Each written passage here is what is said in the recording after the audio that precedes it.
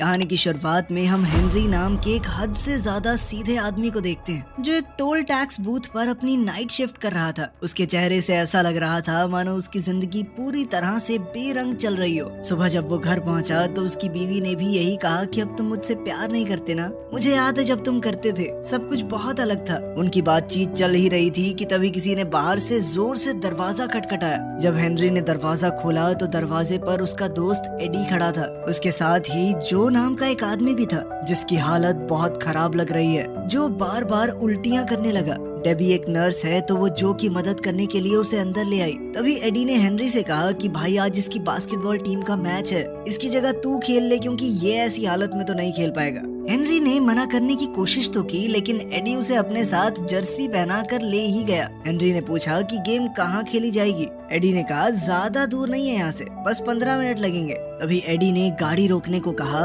और ये कहकर चला गया कि हम बस थोड़ी देर में वापस आ जाएंगे, बस खाने पीने का कुछ सामान लेने जा रहे हैं, तू यहीं पे बैठा रहियो और गाड़ी चालू रखियो, ठीक है ना। तभी जाते जाते एडी और उसके दो और साथियों ने मास्क पहन लिए। बाकी दो लोगों को तो हेनरी जानता तक नहीं था। वो तीनों अपनी अपनी बंदूकें निकाल कर बैंक में घुस गए। बेचारे हेनरी को तो अब तक आइडिया भी नहीं था कि एडी और उसके साथी यहाँ बैंक लूटने आए हैं और वो उनका ड्राइवर है। और तो और गाड़ी भी चोरी की थी, तार निकाल के स्टार्ट कर रखी थी। कुछ देर बाद ही वो लोग बैंक से निकलकर इधर उधर भागने लगे। इतने में वहाँ मौजूद एक गार्ड ने हेनरी को देख लिया। उसने बिल्कुल चोरों जैसी ही टी शर्ट पहनी हुई थी, इसी वजह से उसे गिरफ्तार कर लिया गया। पुलिस वालों ने हेनरी से बहुत पूछने की कोशिश की कि बता दे अपने साथियों का नाम, लेकिन हेनरी एडी के अलावा वैसे भी किसको ही जानता था। वो इतना सीधा था कि उसने एडी का नाम भी नहीं लिया, ये सोचकर कि जैसा भी है तो मेरा दोस्त ना। इसी वजह से बैंक को लूटने की कोशिश के जुर्म में हेनरी को 3 साल की सजा सुना दी गई।